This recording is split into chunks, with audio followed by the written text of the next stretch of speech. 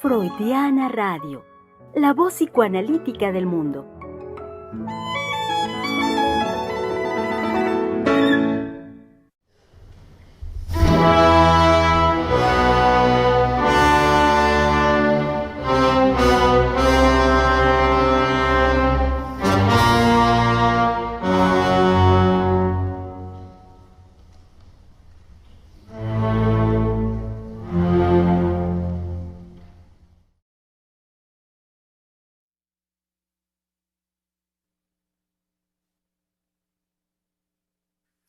No estoy por completo seguro, pero quizás sí lo es. Giselle me hizo recordar la música con la que iniciamos hoy, querido público, una de estas secuencias iniciales de la película eh, El Resplandor de Stanley Kubrick. Entonces, a lo mejor sí es, no estoy seguro, luego checamos si es la música o no, pero sí, memorables momentos, por supuesto, que nos ha brindado el cine, la cinematografía, y uno de estos memorables, sin duda a mí me lo parece esta película, gran película de Kubrick llamada El Resplandor. Y que bueno, me sirvo simple y sencillamente del contexto de ese gran hotel en invierno que coincide con el momento en el que estamos. Si recuerdan, pues ese hotel tenía que cerrar sus puertas dada la intensa cantidad de nieve que caía en la época invernal. Y bueno, y ya todo lo demás que ocurre en la película. Véanla, por supuesto, querido público. Es pues de esas que uno dice imperdibles en la cultura cinematográfica. Pues bienvenidos, querido público, en ya casi nuestro invierno. Faltan unos cuantos días para que entremos formalmente a la estación de invierno. Será por ahí del 20-21 de este mes, o sea, faltan ya poquitos días. Pero en cuanto al ánimo, el ambiente invernal navideño, estamos ya cada vez más bien puestos en ello, entrando más en esa disposición. Y eso es lo que ha dado pie, querido público, a la conversación que hemos abierto aquí en Freudiana Radio, la voz psicoanalítica del mundo, esta semana al respecto de la Navidad. Hablemos de Navidad y hoy de forma muy particular lo concerniente a la Navidad y la experiencia de vacío. Así, la Navidad y la experiencia de vacío será la conversación del día de hoy, querido público, que como bien saben, siendo miércoles, es la oportunidad de que volvamos a pensar. También lo característico de este espacio, que ya conocen bien, es la presencia de las colegas del Centro de Investigación y Estudios Lacanianos.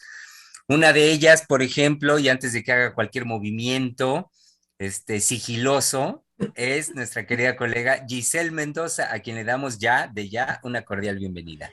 Híjole, ahora sí me atrapó Germán. Estaba a punto de desaparecer y bueno, me vio en la cámara con toda la intención del mundo y dijo, no, aquí, ahorita la presentamos. Y bueno, es muy interesante el tema de hoy porque la experiencia de vacío. Ahora que se está hablando justo de, bueno, uno no deja de incluirse en cuanto a lo que la Navidad le produce, que ha sido esta serie de programas justamente un recorrido particular, porque no dejando de subrayar la importancia de la Navidad, de este tiempo de reconciliación, de reflexión, de recogimiento, de estar con los queridos y con los no queridos también, pero con quienes sostenemos, digamos, lazos de amor, de odio o de amordio. Em, pues justo eh, a mí me evocó una vivencia muy particular cuando bajo de niña a ver el arbolito de Navidad, esperando los regalos de los Reyes Magos y no encuentro nada. Así fue un golpe de toc, de what, ¿en serio? Entonces recuerdo que me fui a dormir y regreso y no había nada. Y yo así de no puede ser. entonces repetí lo mismo como 2 veces hasta que cayó, ¿no? Digamos, la situación de no llegar a los Reyes Magos, ¿ok? Y entonces, em, es una un desencuentro muy particular porque recuerdo que me puso muy Mm. reflexiva, o sea, Ujú. muy en un recogimiento de qué pasó, qué hice, no sé qué, no sé cuánto siendo niña. Y y entonces después mis papás me dijeron, ¿qué pasó? ¿Por qué están tristes? A mi hermano y a mí nos dijeron. Y no, pues es que no llegaron los reyes y tal. ¿En serio no llegaron? Pero yo vi unas cosas en el patio. Yo creo que deberían de ir a ver porque yo vi cosas por allá. Y ya bajamos y vimos. Pero como que esa situación, ese tránsito, yo no lo resolví con que Claro. hubieran llegado los regalos. Ujú. Sobre todo, lo que se había echado a andar en mí al respecto de ese desencuentro, ¿no? De, ¡plac! No hay nada. Es, e- es, es justo tocar el vacío, no hay nada, ¿no? No hay lo que se esperaba. Y que justamente en el encuentro amoroso con nuestros seres queridos, o en el encuentro con el otro, justo uno se vuelve sumamente sensible cuando no se encuentra al otro. A mí me pasa, ¿no? Yo estoy esperando, llego a casa y llego en la emoción y en la felicidad de pegando de gritos, ya llegué y y le digo a la doctora, ya llegué y le digo a Camila, ya llegué y es reencontrarnos. Y cuando eso en algún momento no aconteció, porque aconteció que le habían dejado la puerta a Camila de la azotea abierta y no la encontré en ese encuentro que es permanente. Vaya, que siempre vuelve a acontecer como si no nos hubiéramos visto hace años. Así se da, ¿no? Nos vemos y es el gusto, la felicidad y cómo le fue y cómo estuvieron y qué pasó y tal y tal. Y aquella vez no encontraba yo a Camila y se me hizo rarísimo. Entonces la empecé a buscar de verdad como loca, como desesperada de ¿dónde está Camila? ¿Dónde está? ¿Dónde está? ¿Dónde está? Hasta que dimos con que se había escapado a la azotea. Y bueno, eh, vaya, son dos vivencias particulares de eso que falta, ¿no? En cómo uno resiente el vacío cuando está en esa situación dinámica del amor. Ujú. Ujú. Y bueno, Y bueno, y toparse con esos momentos como nos lo dice, de esas sorpresas, pues justamente de encontrarse con el vacío, de no estar, ante la expectativa que uno lleva de encontrarse algo, puede ser el regalo en el Día de Reyes o a los queridos, a los amados, como a Camila misma, y no encontrar. Hijo, esa experiencia de vacío, como usted nos lo dice, sí es sin duda, pues, tremenda, es horrible. sí, sí, totalmente. Eh, Muy bien, tradicional ya de miércoles, querido público, y ya que la veo con ganas, por supuesto, de entrar a la conversación, está aquí nuestra querida colega, la psicoanalista Valeria Reyes. Hola, buenos días. Sí, es que justamente el impacto, creo, en relación a lo que nuestra colega Giselle estaba diciendo, es que esa vivencia es invasiva. Es decir, es un impacto y además es muy fuerte en donde no hay nada más que sentir ese vacío.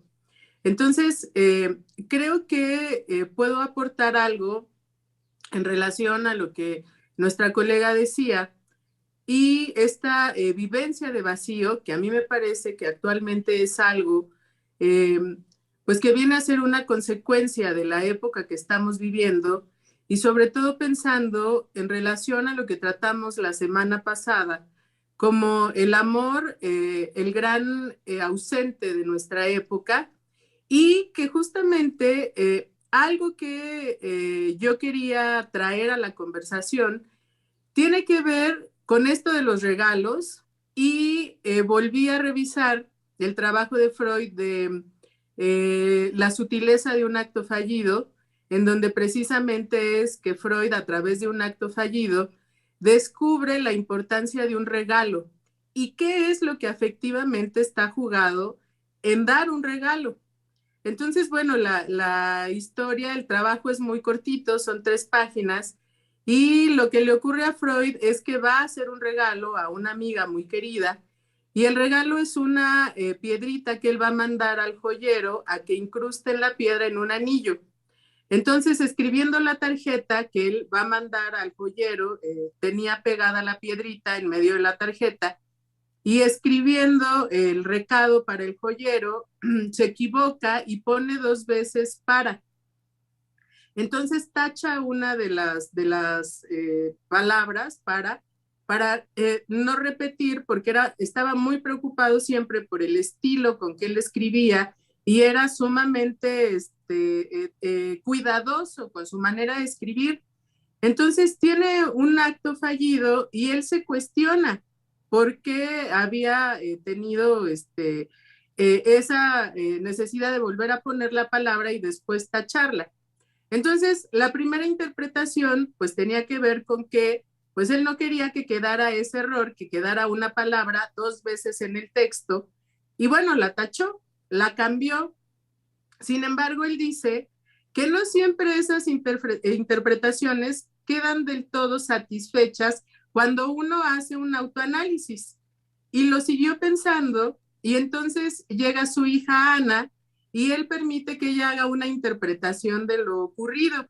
Y ella le dice, bueno, tal vez lo que no quieres repetir, la repetición que tú no quieres que se dé, es que ya le habías hecho un regalo similar. Y entonces él dice, bueno, esa puede ser una interpretación, la acepto, pero realmente había algo más. Y entonces él sigue analizando y dice, bueno, de lo que realmente yo me doy cuenta es que la piedra a mí me gusta muchísimo. Y me doy cuenta, ¿sí? Que la situación era que me gusta tanto, pues que él se rehusaba a regalarla. Entonces, ahí es precisamente en donde él toca ese punto que lo importante, lo relevante, lo trascendente de dar un regalo es dar aquello que uno no quiere dar y que precisamente en relación a lo que decía Giselle, el acto amoroso está puesto en que uno se desprenda de eso que no quiere dar para dárselo a otro y que eso es enorme.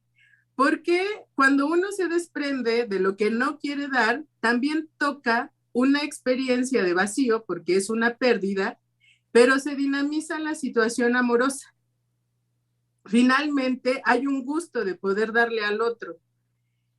Entonces, yo lo que había pensado en relación a esta experiencia de vacío es que cuando uno está dispuesto a desprenderse de la importancia que representa para uno el regalo, dinamiza la experiencia de amor, pero que cuando no da y dice, no, esto no lo quiero dar y no voy a dar y me lo voy a quedar yo, la experiencia de vacío se queda ahí sostenida, no se dinamiza. Entonces, hay algo que Jacqueline Miller dice en relación a este texto de Freud, que es que para ser generoso hay que primero ser mezquino y no querer dar, pero no quedarse ahí, sino poder entrar en esa dinámica del amor. Y a mí me parecía que actualmente, cuando hablábamos de que el amor es el gran ausente de nuestra época, pues tiene que ver con que las personas no dinamizan esa experiencia de amor y lo que permanece es una vivencia de vacío. Y que de ahí, bueno, surge algo que yo platicaba con la doctora Silvia en la mañana, pues de toda la gente que dice, odio la Navidad, no me gusta, es una hipocresía, son falsos, nada más se reúnen a criticarse, a insultarse, a pelearse o a beber, ¿no? Pero que realmente a lo que yo llegaba es a esto, ¿no? La importancia y lo que representa darle algo al otro, ¿sí? Que puede ser un objeto o que puede ser simplemente lo que Giselle nos contaba de llegar y no encontrarse con Camila en el momento en el que ella está esperando que ese encuentro se dé, y al no encontrarla, pues invade esa experiencia de vacío, y cuando no se dinamiza, pues la situación es absolutamente invasiva y bueno, a veces llega a ser insoportable, ¿no?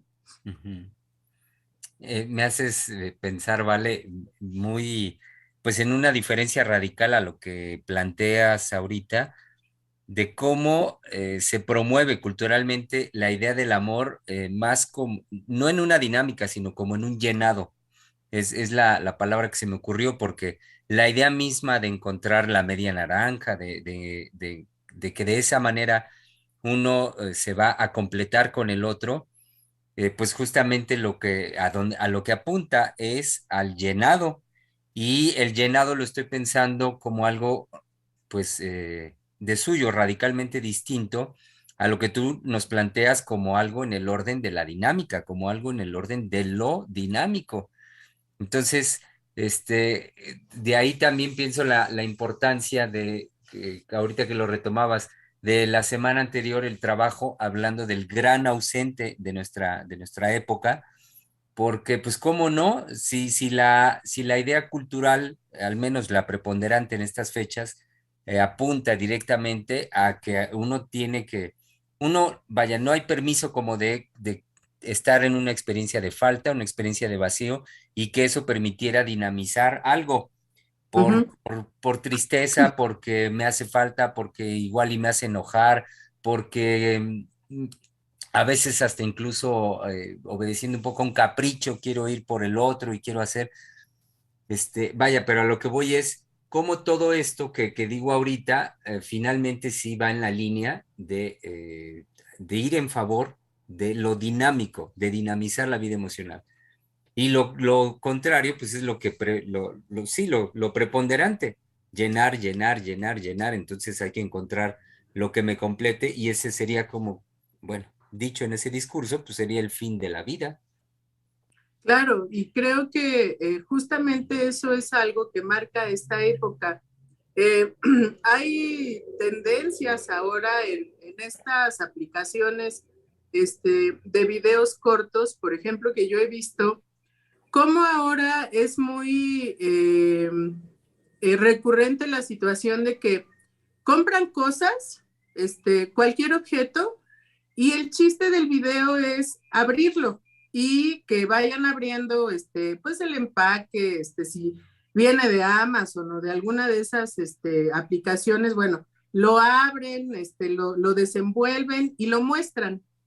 Entonces es ver cómo surge el objeto de su caja, de su envoltura y para qué sirve. A veces son muñequitos o cuestiones así, pero lo que a mí me llama la atención es cómo de lo que se trata es de comprarlo todo. Es decir, por ejemplo, si es un muñequito de alguna colección, lo que satisface a esta persona que lo muestra es después mostrar cómo va teniéndolo todo. Si se trata de tenis, por ejemplo, de cierta marca, después muestran el closet lleno de todos los modelos de esos tenis que, inclusive a mí me llama la atención que se ven iguales. Pero el chiste es tenerlos todos, aunque solamente la diferencia sea el color o un detalle, y que actualmente es esa posibilidad de la compra compulsiva, y lo satisfactorio es tenerlo todo, que no falte ninguno. Y yo veía que esto ahora se muestra de manera recurrente porque creo que esa situación del unboxing, que así es como se llama, hace una tendencia. Pero no es nada más desenvolverlo, sino mostrar y decir, lo tengo todo, no me hace falta nada. Y que precisamente me llamaba la atención porque yo decía, bueno, eso es una experiencia de vacío, ¿sí? Ya tienes el último modelo, ¿ahora qué? ¿Sí? Es decir, ¿qué más vas a comprar? Y que eso es lo que actualmente a donde se empuja. Sí, y bueno, pues tienen seguidores porque ya lo compraron todo y va desde objetos muy pequeños, porque los he visto con personas que les gusta comprar miniaturas, hasta, por ejemplo, el otro día veía una crítica que le hacían a una mujer que tiene muchísimo dinero y ella lo que compra son bolsas de diseñador. Entonces, pues es muy criticada porque hace todo la presentación de la bolsa cuando le llega y todo esto, pero además dice cuánto le costó. Y pues son bolsas de arriba de 100,000 pesos, ¿no? Mexicanos. Entonces, fue muy criticada, pero el gusto de ella es mostrar todos los modelos de bolsas de marcas que tiene. Después dice que los vende o algo, es una mujer pues de mucho dinero de Monterrey, y el gusto es ese. Entonces, pues es verla a ella toda emocionada comprando sus bolsas, y después hace una toma de la habitación donde tiene las bolsas, y es decir, ya las tengo todas, ya no hay una que me falte. Entonces es precisamente como actualmente a lo que tendemos es a eso, ¿no? A tenerlo todo y estar en esa experiencia constante de vacío, ¿sí? Porque no hay una forma de dinamizar la falta, nada me puede faltar. Entonces, me parecía que en tanto a esta posibilidad de la Navidad vivida como una experiencia de vacío, para algunos tiene que ver con una disposición a no dar, a que no falte nada y a quedarse en esa mezquindad, ¿no?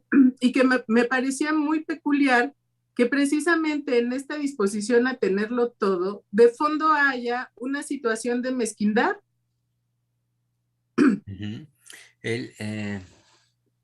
Ahorita que lo mencionas, bueno, por un lado yo no, dices el gusto de la mujer, y pensé también de inmediato, y el mal Sí, gusto de hacer esto, de hacer este derroche y despliegue a través de las plataformas, bueno, a través de las redes sociales. Y digo mal gusto tratándose este tiempo, al menos los 3 años que llevamos de nuestro gobierno, de la 4T, en cuanto a la austeridad que siempre ha sostenido nuestro presidente, la austeridad republicana, como lo nombra. Entonces, por eso cuando dices el gusto y mal gusto que una persona en estos tiempos, en esta época, se permita semejante derroche, bueno, ok, que el derroche pues es libre, ¿no? De hacerlo, pero esa manifestación pública sí me parece de muy mal gusto. Y cómo efectivamente lo que señalas, es una manera de taponar y de taponar además con ese tipo este, de objetos y de las cantidades que se juegan en esos objetos. Entonces es vender cada vez más el hecho de que se cumple, de que el tenerlo todo pudiera ser posible, pero también me parece genial lo que dices, como simultáneamente es señalar en ese instante, en el instante que dura el video, donde parece que se alcanza la completud, se está señalando simultáneamente la falta. Es decir, se uh-huh. está, se está señalando el vacío, en tanto que aun cuando se derroche de esa manera y se quiera llenar el ojo así, lo que está quedando muy claro es, tú lo dijiste hace un momentito, ¿y ahora qué? O sea, es Sí, decir, el vacío que genera inmediatamente el objeto nuevo que se acaba de adquirir. sí, sí, y sobre todo que creo que la experiencia es que es ella sola con su teléfono hablándole a quién sabe quién, bueno, todos los que hacen eso, ¿no? Ujú, En donde no hay un contacto con un otro, sino que es el vacío, ujú, ¿sí? Estar haciendo toda esa actuación en un vacío. Y me parecía muy importante porque ya desde el lunes las colegas y la doctora Silvia decían que la Navidad es la fiesta, es el festejo del amor. Entonces, yo lo que hice fue ir a investigar por qué era así, porque eso me llamó mucho la atención, ¿no? Tal cual decirlo de esa manera. Entonces, encontré un libro muy bonito, ilustrado muy bellamente, en donde hablaba de la primer Navidad en México. ah, Entonces, la primera Navidad en México fue el 24 de diciembre de 1527. que justamente es después pues, de que cae la la Gran Tenochtitlán, y hay pues, una destrucción masiva, pero que había una preocupación, sobre todo por parte de los religiosos, que eran los que vienen con la labor de hacer una evangelización, de poder entender la cultura de los habitantes de la Nueva España, porque pues llegaban y se sorprendían de ver pues cómo vivían y sobre todo cómo adoraban a sus dioses, que principalmente las ceremonias rituales para adorar a los dioses eran a través de cantos y de danzas. Entonces uno de los frailes que estaba encargado de la evangelización se dio a la tarea de poder aprender a hablar náhuatl.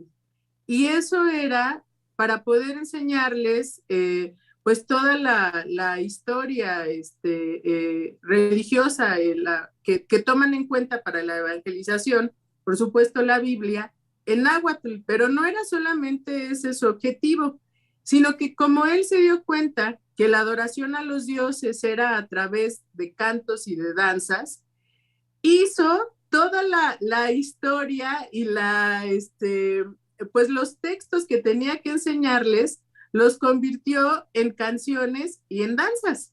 Wow. Y algo genial, bueno, que escribe, porque el libro trae documentos de la Nueva España, es que se dio cuenta que había un gusto en los indígenas por hacer teatro. Entonces, la teatralización fue hacer las pastorelas. Entonces fue una gran fiesta en donde este libro dice que fueron miles de personas porque mandaron traer gente de Xochimilco, de Tláhuac y de todos los lugares alrededor para el festejo de la Navidad.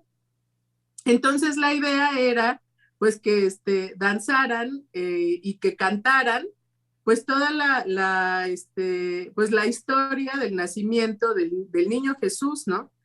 Pero iban a hacer toda una procesión en donde al fraile se le ocurrió darle mantas a los indígenas para que las pudieran decorar con pintura, y ellos iban a hacer, todos los de las mantas iban a hacer la procesión de ángeles que iban al nacimiento del niño Jesús. Entonces lo describe como que fue una fiesta extraordinaria, porque los decorados, pues con las pinturas y los pigmentos que usaban y cómo los hacían, y los decorados que hicieron, pues fue una cosa impresionante. Entonces, dice que eran miles de indígenas que llegaron, y que además él estuvo trabajando pues mucho tiempo antes de que fuera el festejo de la Navidad, para enseñarles los cantos y las danzas, para que pudiera darse ese 24 de diciembre el festejo. Entonces, que fue algo monumental. Y que toda la historia religiosa que les enseñaron, pues fue muy bien aceptada, porque coincidía con la historia que tenían los indígenas en relación a la Coatlicue, que fue pues como la Virgen María fue fecundada por una pluma de Quetzalcóatl. Entonces, pues era lo mismo. Ellos hablaban de un Dios niño, y pues la enseñanza católica pues era igual. Entonces no tuvieron ningún problema en aceptarlo. Hay algo que fraile reporta, que es que estaban muy apurados en poder llevar a cabo la evangelización y en entenderlos y descubrir cómo era que vivían los indígenas, porque los habían mandado a investigar si los indígenas tenían alma o no tenían alma, y si podían ser bautizados o no, pues para poderlos incluir en el orden del mundo, ¿no? Que era pues toda la Iglesia Católica, y cómo estaba organizada políticamente la época. Entonces, cuando llegaron a convivir con todas las costumbres en cuanto a la adoración de los dioses, la comida, los rituales, este fraile lo que dice es que se dio cuenta que eran personas muy valiosas, y que en él no cabía la menor duda de que sí tenían alma, por supuesto, y no solamente eso. Él, cuando se puso a estudiar para aprender el náhuatl, dice que fue tanta pues la intensidad afectiva con la que lo aprendió, por el gusto y por lo que yo creo que le transmitió el aprendizaje del náhuatl, que se le olvidó su lengua natal, que era flamenco, porque venía de España, por supuesto. Bueno, fue tal que no me acordaba del flamenco. Aprendió náhuatl y de ahí en adelante pues se dedicó a hablarlo para poder evangelizar, pero habla de una experiencia de entrar en contacto con la cultura indígena que había aquí, pues que lo sobrepasó, ¿no? Entonces, que esa celebración de la primera Navidad en México, pues fue un festejo extraordinario, por supuesto, con danzas y cantos, y pues la pastorela, la teatralización, la comida, por supuesto, y que de ahí en adelante el festejo se repitió. Y bueno, actualmente está modificado de muchas maneras. Todavía en los distintos estados de la República Mexicana se mezcla con la cultura indígena y hay cosas que permanecen, ¿no? Las modificaciones que hay en relación al árbol de Navidad, ¿no? Hay un festejo que se hace en Veracruz que es con una rama, que le platicaba a la doctora, que adornan la rama con esferas y luces y listones de colores, y salen a la calle a danzar con la rama en Navidad, y la gente baila y canta y todo esto.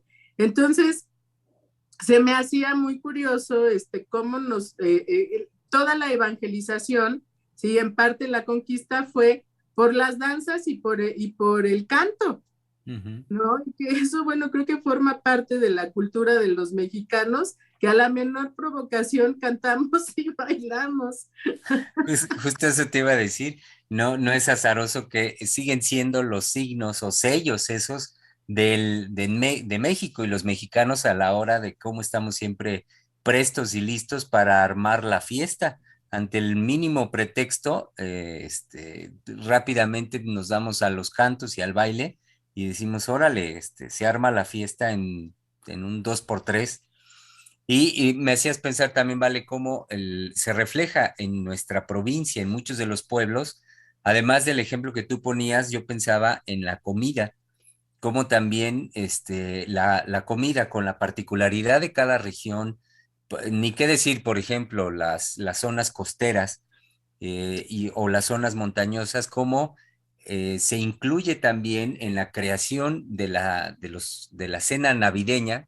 Bueno, es que es como el pretexto, vaya, es el hecho de, como lo decías al inicio, y retomando del decir de la doctora, es el hecho de entregarnos a la experiencia de una celebración de amor, de una reunión amorosa. Y entonces, en ese sentido, es posible crear el ejemplo que tú ponías en Veracruz, como también crear los platillos de acuerdo con con los elementos de cada región y de esa manera aderezar distinto, hacer platillos completamente diferentes a lo que puede ser más común. Por ejemplo, el lunes ya las doctoras Lozano, Heiser, pues hablaban de los romeritos y hasta un poco así, bueno, ¿y el pavo por qué o de dónde será?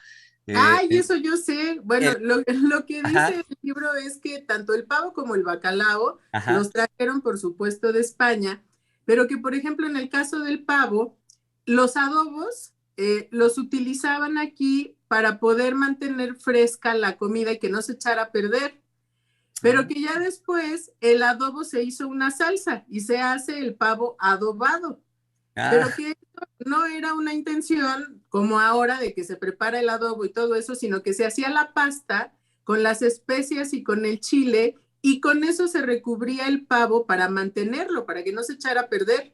ajá. Entonces ya la modificación fue pues que se convirtió el adobo en una salsa y se hacía el pavo adobado, ¿no? Ajá. Y que en el caso de los romeros, por ejemplo, pues el romero es un quelite y que eso sí formaba parte pues de la comida que se usaba, tanto los quintoniles, las verdolagas y todo eso pues formaba parte de la alimentación. Ujú. Entonces los romeros se incluyeron y bueno, ya después es el mole y todo eso, pero que lo que vino de fuera fue el bacalao y el pavo.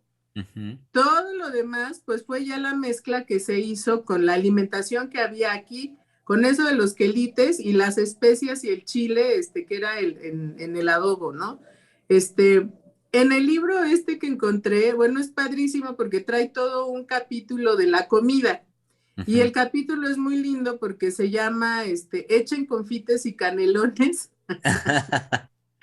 Y es toda la preparación, bueno, de la comida que se usa en Navidad, además de el bacalao, los romeros, el pavo, los pambazos, el pozole, Ajá, el atole de guayaba, el ponche, por supuesto, ajá, los turrones de almendras, que eso sí, por supuesto, vienen de España. exacto.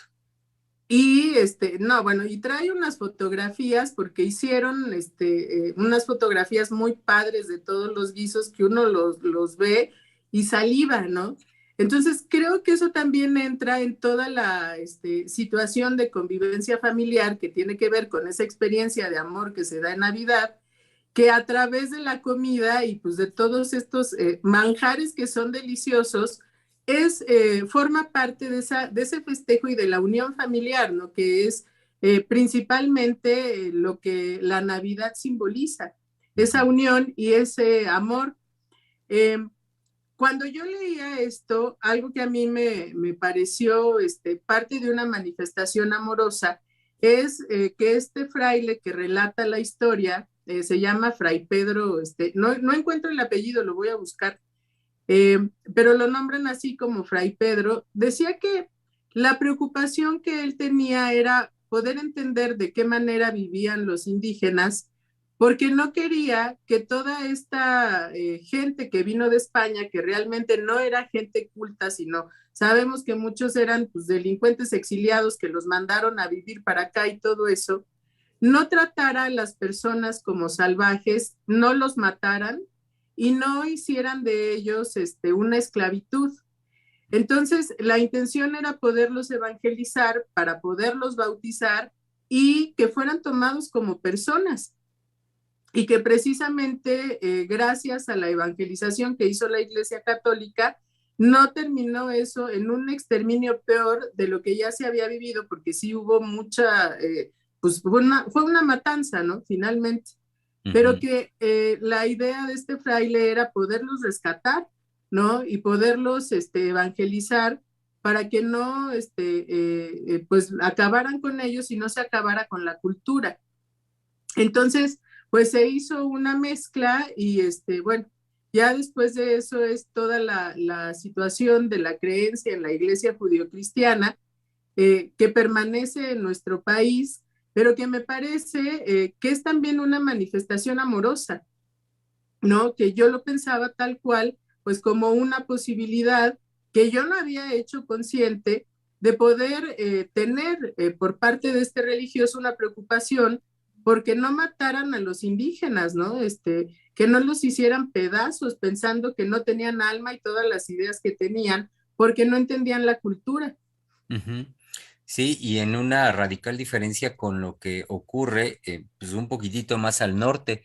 Estoy pensando en lo que es hoy el territorio de Estados Unidos, pues también de Canadá, como ahí sí que los ingleses y bueno, en general los anglosajones que llegan a esa zona, sí, la disposición era completamente distinta a lo que nos dices ahorita. Ahí sí venían, vaya, con toda la disposición más bien a aniquilar, a tomar por como fuera, tomar Sí, el territorio, disponer de él, pues de acuerdo con lo que se les pegara la gana, y sabemos muy bien cómo lo que ellos finalmente sí hicieron fue sumamente destructivo. Bueno, si aquí lo fue, a lo que voy es mucho más allá en el sentido de aniquilar a los grupos indígenas que también había en Norteamérica. Entonces, lo que tú nos dices ahorita, pues a mí me parece de enorme valía y sí de una disposición digna de reconocimiento en el caso de este fraile, de que al menos, bueno, lo que, algo que ayer comentábamos también, lo que aporta en ese sentido el discurso religioso, la religión en sí misma, en cuanto estructurante en la vida psíquica, en la vida emocional de los seres humanos. Sí, que más allá de que hagamos una afiliación hacia determinado culto religioso, que no se trata de eso, es señalar lo que el discurso por sí mismo, y en este caso el discurso religioso, tiene en cuanto a poder ordenar y estructurar la vida emocional de los seres humanos. En ese sentido me parece importantísimo. Y un ejemplo es lo que nos estás transmitiendo del cómo procede, del pensar y cómo procede este fraile. Que, bueno, si ya de por sí tuvo todos los efectos, el intento de conquista de nuestro territorio por parte de la corona española, todas las muertes que generó, la destrucción, el saqueo, si ya de por sí todo eso, bueno, ahora imaginemos si no hubiera habido una disposición como la de este fraile o como la de algunos que, movidos, sí, movidos no tanto por la pura rapiña, sino por afectos un poco más humanitarios o tal cual como tú lo dices, amorosos, bueno, pues si hubiera sido el efecto mucho más devastador pues, no solo aquí, en todo el continente americano.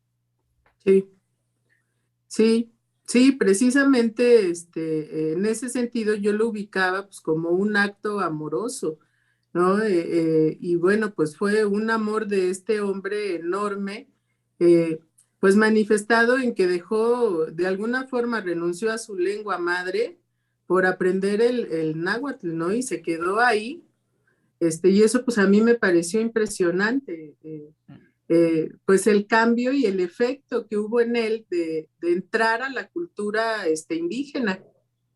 En, en, Entonces, sí, en aquellos que se hacen, vaya, del terreno al que llegan por convicción, o sea, se hacen hijos o se hacen parte de la comunidad, no simplemente por haber nacido, sino la fuerza que tiene el hecho de llevarlo a cabo por decisión y por convicción.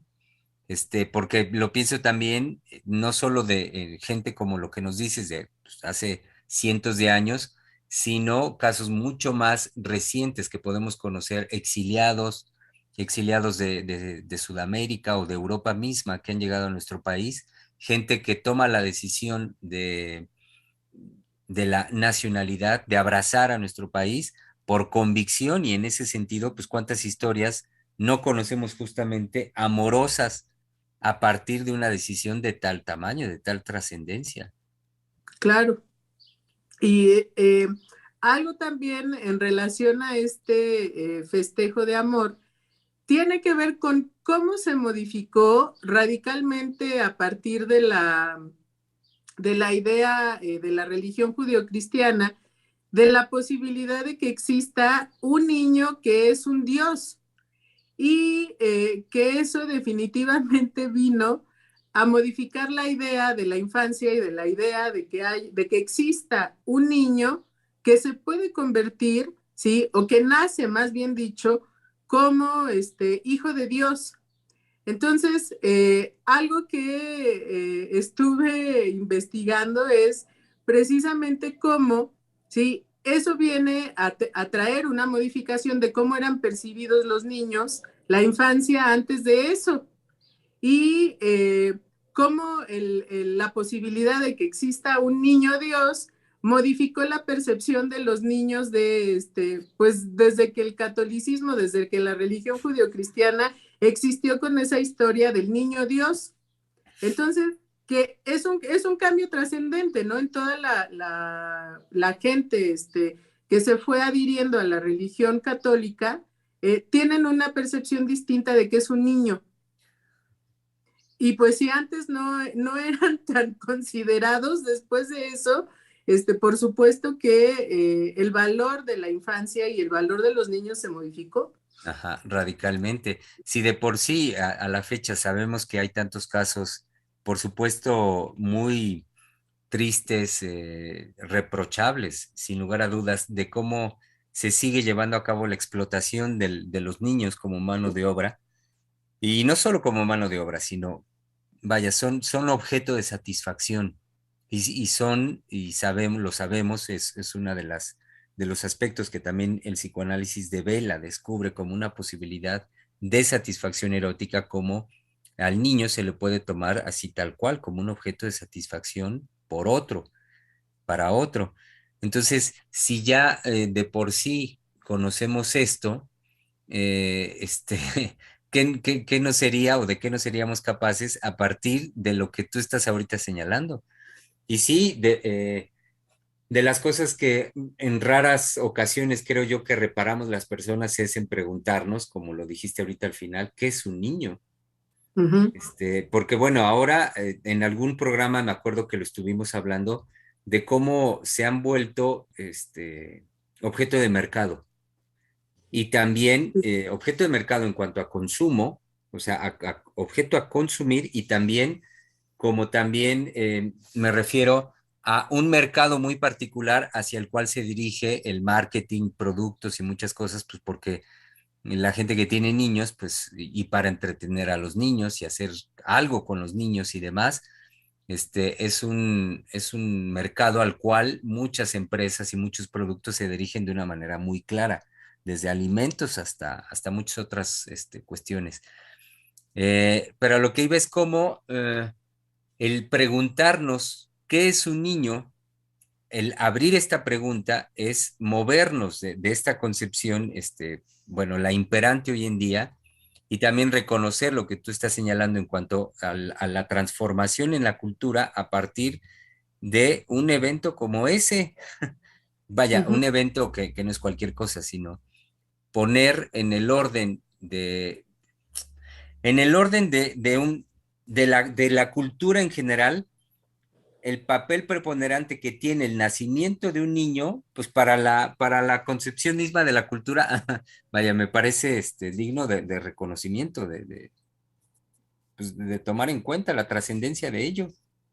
Claro, y que algo que me hacía pensar también es, bueno, eh, con todo lo que está ocurriendo desde el aislamiento en la pandemia y bueno, que ya llevamos 2 años bajo amenaza de muerte y de la posibilidad del contagio y las vacunas y bueno, todo lo que se da, que precisamente es pues de qué manera los niños están viviendo esto y pues cómo van a pasar la Navidad, ¿no? En esta época, sobre todo con el amor como el gran ausente, y cuál es la posibilidad de las familias actualmente de poder acoger a los niños y no hacerlos a un lado o no querer solamente tenerlos entretenidos con un videojuego o con el teléfono, y de qué manera en la actualidad los niños son incluidos, ¿no? En esa disposición amorosa,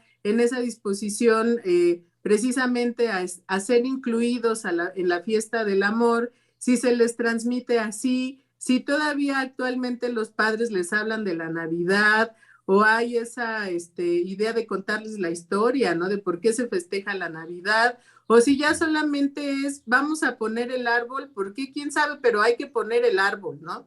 Y que solamente tiene que ver con que, bueno, pues sí hay un gusto enorme, creo que los niños de recibir los regalos, y es algo que yo pues viví de esa manera y lo recuerdo muy bien porque, bueno, las navidades, sobre todo cuando, pues yo era muy chiquita, eran en casa de la familia de mi papá y tiene muchos hermanos, entonces yo de las imágenes que recuerdo es ver un árbol repleto de regalos que abarcaban gran parte del salón en donde estaba puesto el árbol de Navidad. Entonces era impresionante ver eso y sobre todo era una curiosidad de ir y ver y decir cuál será el mío, ¿no?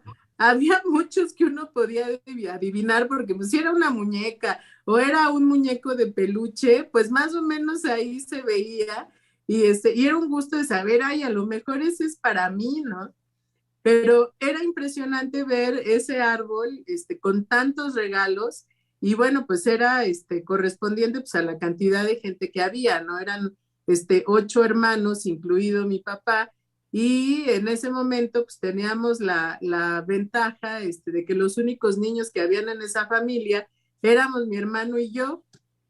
Entonces, pues eran experiencias de esperar que fuera la Navidad para recibir los regalos y esa curiosidad de no saber, ahorita recordé que pues éramos muy chiquitos, pero estábamos en la curiosidad de saber cuáles eran nuestros regalos.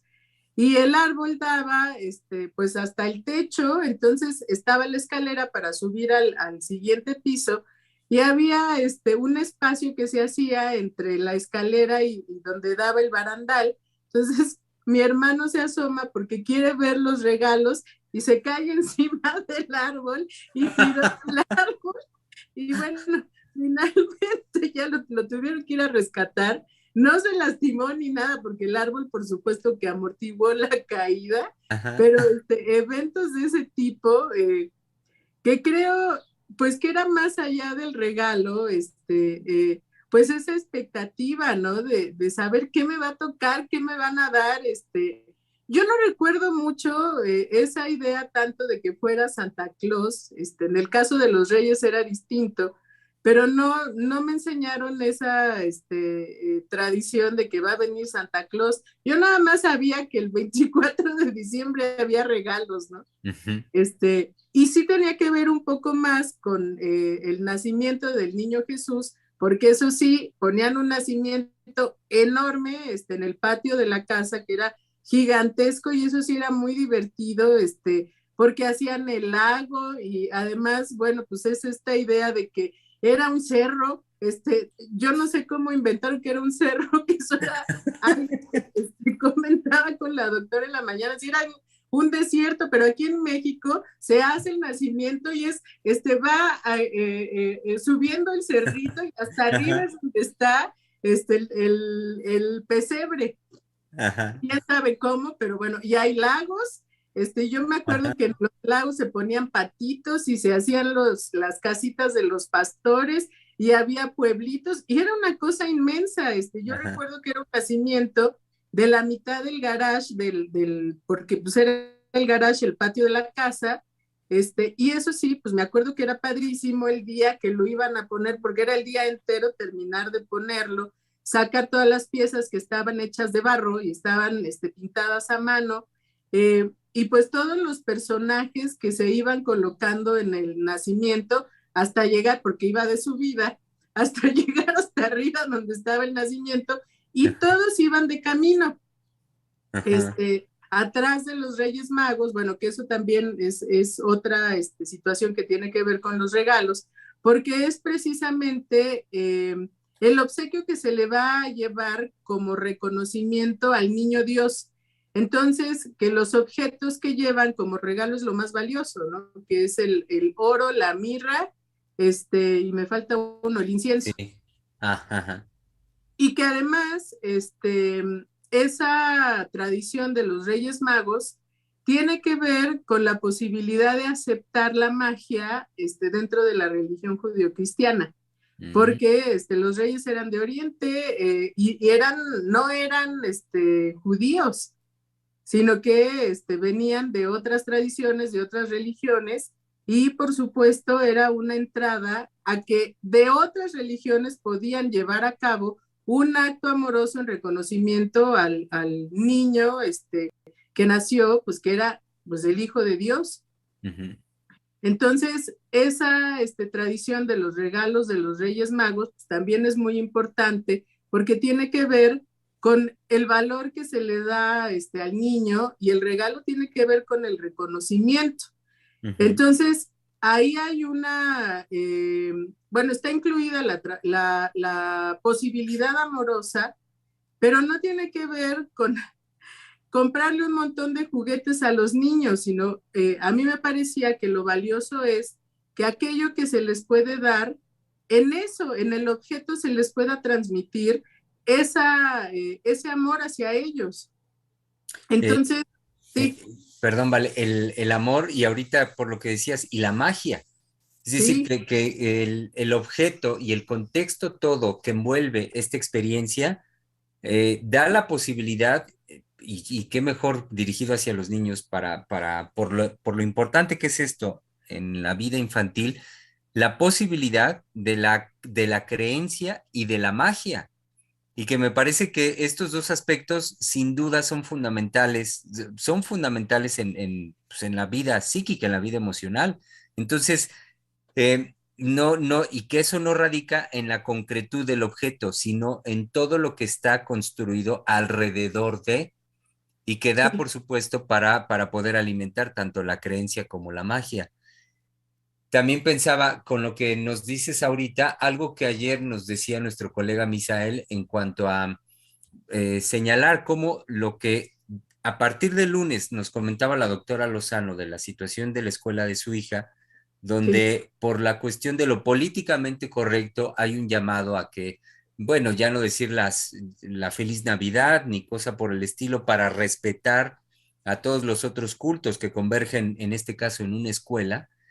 Me pareció muy importante lo que ayer nos decía nuestro colega Misael en el sentido de cómo, en el fondo, el discurso de las religiones apuntan a la experiencia de amor, y en ese sentido a que no hay en el discurso mismo y no hay en los preceptos mismos de la religión, no hay un desprecio o un rechazo a lo que proponen otros discursos religiosos, otras creencias, sino todo lo contrario, lo que él decía, hay más bien el reconocimiento, y en particular lo que tú también ya dijiste hoy, el reconocimiento a el nacimiento de Jesucristo, sí. y el nacimiento, como señalar el nacimiento del niño, de un niño.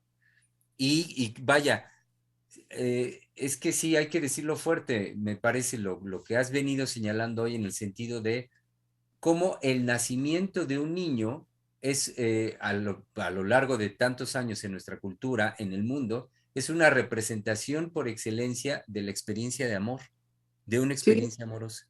Y que entonces el nacimiento de un niño es es un evento capaz, suficiente de convocar a la cultura, convocarnos a todos a llevar a cabo una reunión, a reunirnos a brindarnos, a abrirnos a una experiencia de dar algo, dar sí. un regalo, y en ese sentido, pues es en su conjunto la posibilidad de llevar a cabo una creación amorosa, de una experiencia amorosa para los seres humanos. Sí, y es que hay algo genial de la religión judeocristiana que fue lo que hizo posible el sincretismo, que tomaron todos aquellos elementos que aparecen en todas las religiones, los incluyeron en la religión judeocristiana. Por ejemplo, todas las religiones coinciden en que a finales de diciembre, bueno, más bien eso se veía por las estaciones del año, hay un festejo en relación a que es el invierno, va a acabar la oscuridad, porque hay países en Europa que lo viven en una oscuridad absoluta, y viene la luz. Entonces, por ese fenómeno que es un fenómeno natural, se construyó una creencia de que es el final de la oscuridad y viene la luz, o sea, es el nacimiento, el crecimiento, florecen los árboles, se dan los frutos, toda la agricultura se modifica, viene el calorcito, viene el júbilo. Entonces, en todas las religiones aparece una festividad en esa época, que en parte eso es el motivo por el cual el 25 de diciembre es Navidad. Bueno, cuando la religión judío-cristiana propone eso, no hay una sola religión que no tenga una festividad entonces, y eso permite que sea aceptada. El mito de la mujer virgen en todas las religiones aparece, ¿sí? Y tiene que ser en esa característica, que es una mujer que no peca, que se mantiene incólume, que es el bebé, el niño es producto, pues en la religión judío-cristiana, pues del Espíritu Santo. En la idea de los dioses, de los indígenas, era pues una pluma, que es la que la fecunda, la Coatlicue, y eso está representado en todas las religiones. Ujú. Entonces, pues eso es genial porque incluyeron a todas. Cómo la manifestación de la sexualidad por excelencia ha llevado a los seres humanos a la creación de mitos. Y Eh, sobre eh, todo que es cancelar en la mujer la sexualidad, ¿no? Es inmediatamente, tiene que ser virgen, no tiene que ser pecadora, Ajá. y solamente así es reconocida. Sí, decía yo hace un momento, sí, la manifestación de la sexualidad, pero puntualizando, no cualquiera, sino por excelencia la sexualidad femenina.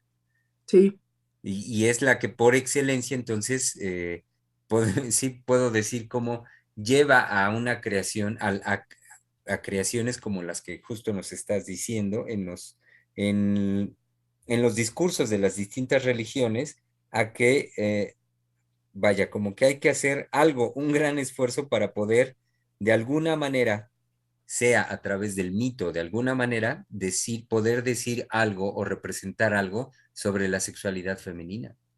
sí, sí, y eso lo hizo la iglesia judio-cristiana. Entonces, pues fue una creación en donde cualquiera se puede incluir. Ujú. Está todo. También la cuestión del árbol de Navidad era otra cosa. El árbol era una tradición en países europeos. Ay, no me acuerdo ahorita en dónde, pero bueno, el caso es Nórdicos, ¿no? nórdico, sí. Ajá. El origen del árbol era adorar a uno de sus dioses, y los árboles era un árbol que se conservaba, no se cortaba, y lo utilizaban como una forma de adoración. Entonces, lo que hace la iglesia católica es convertirlo en el árbol del bien y del mal. Ay, bueno, eso me dio mucha risa, porque tomaron la tradición para Ajá. poder evangelizar a esos pueblos y se mantuvo la cuestión del árbol, pero lo convierten en el árbol del conocimiento del bien y del mal, y entonces los adornaban con manzanas. Wow.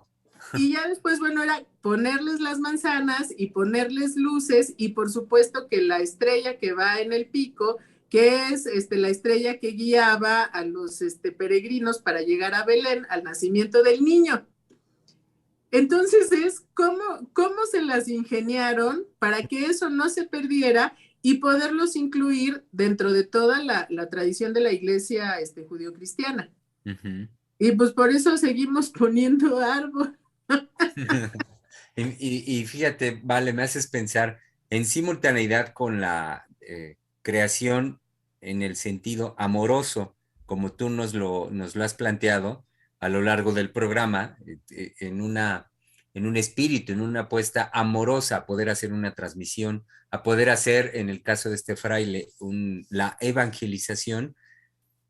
Al mismo tiempo, ahorita con lo último que decías, pensé la fuerza también, y claro, la estrategia, la inteligencia por parte de la institución que es la Iglesia Católica Apostólica Romana como institución, valerse de todo esto con fines políticos. Sí, Eso me parece digno de reconocimiento, se me parece genial, porque si bien hace poco también estuvimos trabajando la política, hablar de cómo todo acto es político, no podemos, por supuesto, dejar de lado, que además me parece que incluso ha sido a lo largo de la historia muy evidente cómo la Iglesia Católica, bueno, y las distintas iglesias como instituciones, en la parte institucional, son un brazo de ejercicio político, son una herramienta política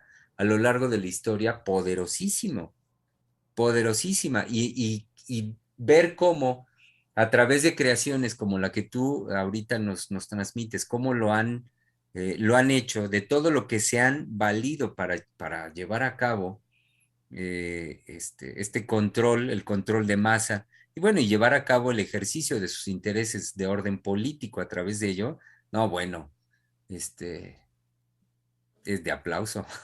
sí, es una creación monumental en ese sentido. Pues ver cómo eso ha trascendido, ¿no? Pues 2000 años después, eso es algo que sigue reuniendo a las familias y que nos sigue obligando a convivir, a tener un acercamiento con los otros, a que el lazo social no se fracture. Y pues ahí lo pensaba realmente con cómo la Navidad como festejo está llena de posibilidades de poder establecer ese lazo con el otro. Justamente pensaba, por ejemplo, la idea de poner el árbol de Navidad y que siempre hay un momento en donde uno puede sentarse a admirarlo. Ya Ujú. después de todo el ritual de encontrar los adornos, sacarlos, ir a comprar el árbol, ponerlo, adornarlo, las luces. Hay un momento, y eso sí lo recuerdo porque a mí era algo que me gustaba mucho, en donde uno se sentaba a verlo. Ujú. Y es una experiencia hipnótica. Yo me Sí. acuerdo que podía pasar una hora de estar sentados ahí platicando, por supuesto, admirando el árbol. Ujú. Y sí, Sí, que de todo el ritual que era desde sacar y sacar las cajas, desempolvarlas de las esferas, de los adornos, de todo lo que que uno ya tiene ahí estaban guardado. rotas y las series que siempre se descompone un poquito y ya no prenden, entonces hay Ajá, que encontrarlo. Este, y bueno, finalmente se hace una convivencia en todo eso. Pues sí. eso era divertido, ¿no? A ver en qué momento se iba a poner el árbol y pues era todo un evento, ¿no? Y va gestando también una dinámica particular de la relación de cada grupo familiar, de cada familia. Ahorita con Sí. lo que tú decías me hace recordar que yo me gané la fama de niño. A mí lo que me pasaba, quién sabe por qué, tenía muy buena mano para romper esferas. Entonces, entonces cuando llegaba ese momento con mi familia, con principalmente mi mamá y mis dos hermanos, de que vamos a poner el árbol, sobre todo uno de ellos, yo soy el menor, entonces mi hermano, el de en medio, decía, no, no, no, hazte a un lado, por favor, no cooperes o ten cuidado, haz algo porque me pasaba que se me resbalaban, que lo que sea, y tenía buena mano para romper las esferas. Sí, pues ahí uno descubre sus habilidades.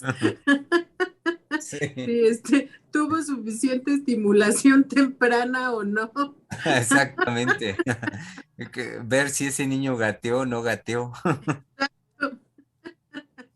Bueno, no, ya actualmente creo que ya dejaron de hacer esas esferas tan frágiles. Ajá. Algunas ya las hacen de acrílico, por ejemplo, de otros materiales, ya no es tan fácil que se rompan. Mm. Inclusive las que son pues de ese material, ya las hacen más resistentes, entonces ya aguantan una caída. Al menos. Al menos. Pero también, ahorita que lo dices, me haces pensar en algo que es también digno de reconocimiento en cuanto a la creación artesanal en nuestras artesanías, como pues conocemos como Chiñahuapan y otros Ujú. lugares de nuestro país, con gran tradición en la producción de las esferas y de muchos adornos navideños, como también ha sido fuente, sin lugar a dudas, la Navidad, toda esta celebración fuente, pues creo que no exagero en decir inagotable de creación, tanto en Sí. lo ritual, tanto en lo amoroso, como hemos hablado, como también en esta parte, la creación artesanal en cuanto a, tú hablabas de las figuras de nacimiento en Sí, barro, pero y de esa misma forma las esferas y vaya, todo lo que los las moños, piñatas. eso, esas son hermosas, las piñatitas. Sí, sí, eso es también característico de la Navidad. Sí, Y sí, bueno, pues sí, sí, sí. sí, claro, el hecho de, estoy pensando en cómo, como ritual también en estas fechas, uno vuelve a los mercados que ya conoce de artesanías, a darse su vuelta y a veces ni compra uno. Estoy pensando, muchas veces no compra uno, pero ya hay los puestos donde se compra uno el ponchecito o un cafecito de olla para, como parte de lo que hemos hablado del ritual y de la experiencia amorosa en relación con el otro y con la época, simple y sencillamente hacer la caminata nocturna con el ponchecito o con el café de olla, Y el viendo, a ver, buñuelo, ¿cómo? con el buñuelo. Con el buñuelo. y recorrer los mercados artesanales para a ver qué novedades hay este año, que, ay, tristemente también sabemos ya muchas son hechas en China, Sí, este, pero bueno, el hecho es abrirnos y mantener esta experiencia de la reunión, en la línea de lo amoroso, con el cafecito, con el ponche, y bueno, pues volviéndonos a reunir gracias a la Navidad. claro, y que si esa experiencia de vacío permanece, creo que la Navidad ofrece una gran cantidad de oportunidades para poder transformarlo en una dinámica, ¿no? Y no mantenernos en ese estado de mezquindad, en el no querer dar nada, no querer hacer nada, no querer ir a ver a nadie, no querer estar en la fiesta, Ujú, sino que creo que la posibilidad que siempre aparece es poder transformarlo. ujú. Y sobre todo, bueno, en esa idea de la dinámica, poder introducirnos a nosotros mismos, casi casi que obligados, en una dinámica amorosa, porque se puede tomar la decisión. Ujú. La doctora Heiser desde el lunes ya lo señalaba como una fecha son fechas de esperanza. Y Sí, entonces lo relaciono con lo que también ayer nuestro colega Einar traía a cuento. Y sí, traía a cuento por lo que él hablaba del cuento de Navidad de Dickens y que finalmente como a modo de, digamos, de síntesis de lo que ayer también nos compartía Einar al respecto de esta creación que lleva a cabo Dickens, pues sí es sostener que pese a las vicisitudes, también las frustraciones, frustraciones ya del carácter de muchas de las personas, como lo retrata el famoso cuento de Dickens, estos seres humanos que, claro, los conocemos, los hay, como grises, amargados, en general, como una disposición hacia la vida, y que en estas fechas también, pues, ¿por qué no? Habrían de dar rienda suelta a su griseidad, a su obscuridad y a su amargura, como de todas maneras lo que nos compartía ayer Einar, que me parece importante, me parece lindo también, por supuesto, de lo planteado en el cuento, es que pese a todo, digamos, hacia el final del cuento, hacia el final de la historia, es decir que siempre hay esperanza. Me parece que lo fundamental es señalar que con todo y las frustraciones y las vicisitudes, no muere nunca la esperanza de que, aunque sea en la última Navidad, por ejemplo, de un sujeto, pues pueda haber esta manifestación de luz, de fe, de creencia y, como bien decía la doctora el lunes, de amor. sí, sí, creo que es la época indicada para eso. Y bueno, que a nosotros en Freudiana Radio nos parecía muy importante en estos últimos programas que va a haber en el año, pues seguir hablando de amor, porque creo que todo el año lo hemos hecho. Ujú, Entonces, creo que como conclusión también es genial, eh, pues sobre todo que el psicoanalista nunca deja de hablar del amor. ujú. Así es. Sí, Así es. Vale, si me permites dar lectura a un comentario que recibimos de nuestro querido público Radio Escucha por parte de Rosa Hernández que nos dice, linda tarde. Para mí, la Navidad representa crear momentos cálidos, luminosos, amorosos y tiempo de compartir en familia. Saludos. pues sí, definitivamente tiene que ver con esa unión familiar. Y bueno, para todos los que puedan hacerlo, pues reunirse con la familia y manifestar esa posibilidad amorosa. Y si no, pues siempre habrá quien amar. Exacto. Siempre. Siempre habrá algún espíritu medio gris de estos, como decíamos ahorita, para convocar y decir, mira, ven, reúnete, ven a la mesa, cena con nosotros, tómate el ponchecito y vaya, pasémosla bien, abrámonos a la posibilidad de ser felices. Así es. Y bueno, pues feliz Navidad a todos. Así es, ya estamos con este espíritu bien puesto, querido público. Como ya lo decías ahorita, Vale, sí, que tengan claro nuestro público que mañana es el último programa en vivo que Sí, hacemos aquí en Freudiana Radio este año, este 2021. Vendrán después, los días subsecuentes, la retransmisión de emisiones que tuvimos a lo largo del año. Por supuesto, muy, muy buenas, muy interesantes. No se pierdan por si se perdieron alguno de nuestros programas. Y recordarles que estaremos de vuelta en el 2022 después de Reyes. Porque claro, hemos venido hablando de eso, entonces, ¿cómo no habríamos de darnos tiempito para celebrar la venida de los Reyes Magos, descubrir nuestros juguetes que nos hayan traído los Reyes Magos y ya después de esa experiencia de sorpresa y felicidad, volveremos con los programas en vivo. Mientras tanto, entonces, querido público, no se pierdan la última emisión en vivo aquí en Freudiana Radio del 2021. Mañana jueves estaremos acá, lo saben bien, al mediodía, en su espacio de la conversación. Freudiana Radio, la voz psicoanalítica del mundo.